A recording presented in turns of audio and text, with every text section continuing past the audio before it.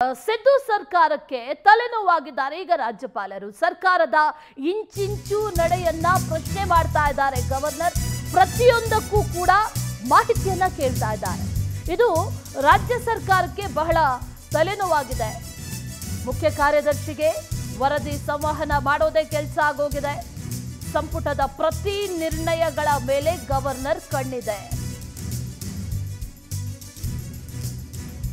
ಹಳೆ ವರದಿಗಳ ಮೇಲೂ ಕೂಡ ಗಮನ ಹರಿಸಿದ್ದಾರೆ ಈಗ ರಾಜ್ಯಪಾಲರು. ಹಳೆ ವರದಿಗಳು ಏನಿದೆ, ಈ ಹಿಂದೆ ಇದ್ದಂತ ಸಿದ್ದರಾಮಯ್ಯ ಅವರ ವಿರುದ್ಧ ಕೇಳಿ ಬಂದಿರುವಂತಹ ಒಂದಷ್ಟು ಅರ್ಕಾವತಿ ವಿಚಾರ, ರೀಡು ಪ್ರಕರಣ ಆಗಿರ್ಬೋದು, ಅದರ ಬಗ್ಗೆ ಕೂಡ ಡೀಟೇಲ್ಸ್ ಅನ್ನ ಕೇಳಿದ್ರು ರಾಜ್ಯಪಾಲರು. ಅದರ ಬಗ್ಗೆ ಕೂಡ ಸಿದ್ದರಾಮಯ್ಯ ಉತ್ತರವನ್ನ ಕೊಟ್ಟರು. ಸರ್ಕಾರದ ಇಂಚಿಂಚು ನಡೆ ಇದೆಯಲ್ಲ, ಅದನ್ನ ಪ್ರಶ್ನೆ ಮಾಡ್ತಾ ಇದ್ದಾರೆ ಈಗ ಗವರ್ನರ್. 8 ರಿಂದ 10 ಸಚಿವರ ಇಲಾಖೆಯ ಮಾಹಿತಿಯನ್ನ ಗವರ್ನರ್ ಪಡಿತಾ ಇದ್ದಾರೆ.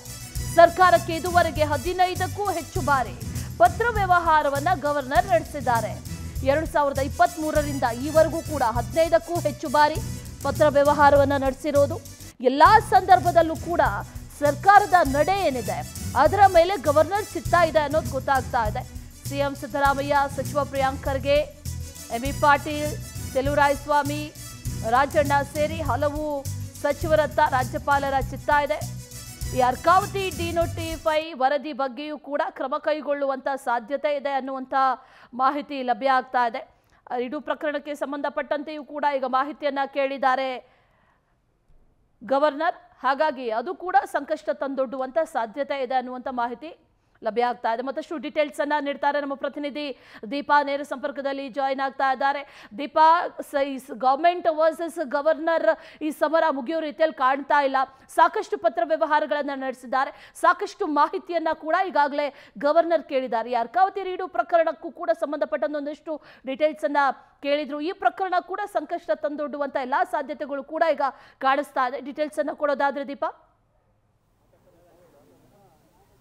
ಅಶ್ವಿನಿ, ನಿಜ ಸರ್ಕಾರ ವರ್ಸಸ್ ರಾಜ್ಯಪಾಲರು ಅನ್ನುವಂತಹ ರೀತಿಯಲ್ಲಿ ಒಂದಿಷ್ಟು ಸಂಘರ್ಷ ಆಗ್ತಾ ಇರೋದಂತೂ ಸತ್ಯ. ಇದರ ಬೆನ್ನಲ್ಲೇ ಪ್ರತಿಯೊಂದು ಸಚಿವ ಸಂಪುಟದ ನಡೆ ಆಗಿರಬಹುದು, ಸಚಿವ ಸಂಪುಟದಲ್ಲಿ ಆಗುವಂತಹ ಎಲ್ಲ ವಿವರಣೆ ಆಗಿರಬಹುದು, ಸಚಿವರ ಇಲಾಖಾವಾರು ವಿವರಣೆ ಆಗಿರಬಹುದು, ಬಹುತೇಕವಾಗಿ ಸರ್ಕಾರದ ಇಂಚಿಂಚು ಮಾಹಿತಿಯನ್ನು ಕೂಡ ರಾಜ್ಯಪಾಲರು ಪಡಿತಾ ಇದ್ದಾರೆ. ಈಗ ಆಲ್ರೆಡಿ 10ಕ್ಕೂ ಹೆಚ್ಚು ಅಂದ್ರೆ 15ಕ್ಕೂ ಹೆಚ್ಚು ಬಾರಿ ಪತ್ರ ವ್ಯವಹಾರವನ್ನ ಸರ್ಕಾರದ ಮುಖ್ಯ ಕಾರ್ಯದರ್ಶಿ ಅವರ ಜೊತೆಗೆ ಮಾಡಿದ್ದಾರೆ ಅನ್ನುವಂತಹದ್ದು ಒಂದು ಕಡೆ.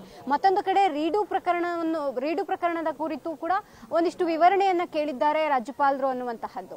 ಸಿಎಂನ ಪ್ರತಿ ನಡೆಯನ್ನು ಈ ರೀತಿಯಾಗಿ ಅಬ್ಸರ್ವ್ ಮಾಡ್ತಾ ಇರುವಂತಹದ್ದು ಎಲ್ಲೋ ಒಂದ್ ಕಡೆ ನೇರವಾಗಿ ನಿಷ್ಪಕ್ಷಪಾತವಾಗಿ ಇಲ್ಲ ರಾಜ್ಯಪಾಲರು ಅನ್ನುವಂತಹದ್ದು ಸ್ಪಷ್ಟವಾಗಿ ಗೊತ್ತಾಗ್ತಿದೆ. ಇದೇ ಆರೋಪವನ್ನ ಕಾಂಗ್ರೆಸ್ನವರು ಕೂಡ ಮಾಡ್ತಾ ಇದ್ರು. ಅಷ್ಟೇ ಅಲ್ಲ, ಕೇಂದ್ರದ ಬಿಜೆಪಿ ನಾಯಕರುಗಳು ಹೇಳಿದಂತೆ ಕೇಳ್ತಿದ್ದಾರೆ ರಾಜ್ಯಪಾಲರು ಅಂತ ಹೇಳ್ತಿದ್ರು. ಅದಕ್ಕೆ ಪುಷ್ಟಿ ನೀಡುವಂತೆಯೇ ಈ ಒಂದು ಪ್ರಕರಣಗಳು, ಅದರಲ್ಲೂ ಈ ಇಂಚಿಂಚು ಮಾಹಿತಿಯನ್ನ ಏನು ಪಡಿತಾ ಇದ್ದಾರೆ ಅವೆಲ್ಲವೂ ಕೂಡ ಮೇಲ್ನೋಟಕ್ಕೆ ಕಾಂಗ್ರೆಸ್ನವರ ಆರೋಪಕ್ಕೆ ಪುಷ್ಟಿ ನೀಡ್ತಾ ಇದೆ. ಇದರ ಜೊತೆಗೆ ಇದೀಗ ನೀವು ಹೇಳಿದಂತೆ ರೀಡು ಪ್ರಕರಣವೂ ಕೂಡ ಸಿಎಂಗೆ ಮತ್ತೊಮ್ಮೆ ಉರುಳಾಗುತ್ತಾ ಅನ್ನುವಂತಹದ್ದು ಸದ್ಯಕ್ಕಿರುವಂತಹ ಪ್ರಶ್ನೆ. ಯಾಕಂದ್ರೆ ಅದರ ಬಗ್ಗೆಯೂ ಕೂಡ ವಿವರಣೆಯನ್ನ ನೀಡಿ ಅನ್ನುವಂತಹ ನಿಟ್ಟಿನಲ್ಲಿ ಮಾಹಿತಿಯನ್ನ ಕೋರಿರೋದ್ರಿಂದ, ಮಾಹಿತಿಯನ್ನ ಕೇಳಿರೋದ್ರಿಂದ ಒಂದಿಷ್ಟು ಸಮಸ್ಯೆ ಅಂತೂ ಹಾಗೆ ಆಗುತ್ತೆ. ಆದ್ರೆ ಇದು ಎಲ್ಲಿ ತನಕ ಹೋಗುತ್ತೆ ಅನ್ನುವಂತಹದ್ದು, ಯಾಕಂದ್ರೆ ಈಗ ಆಲ್ರೆಡಿ ಒಂದಿಷ್ಟು ಬಿಲ್ಗಳನ್ನು ಕೂಡ ಅವರು ವಾಪಸ್ ಕಳಿಸಿದ್ರು ವಿವರಣೆಯನ್ನ ಕೇಳಿ. ಇದೀಗ ಪ್ರತಿ ಇಲಾಖಾವಾರು 8 ಸಚಿವರ ಇಲಾಖೆಗಳ ವಿವರಣೆಯನ್ನು, ಅಂದ್ರೆ ಅಲ್ಲಿ ಏನು ಪ್ರಕರಣಗಳಾಗಿದೆ ಅನ್ನುವಂತಹದ್ದು,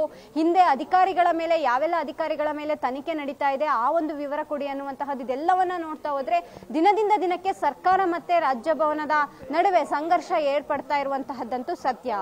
Ashwini. Okay Deepa, thank you ಡೀಟೇಲ್ಸ್ಗೆ.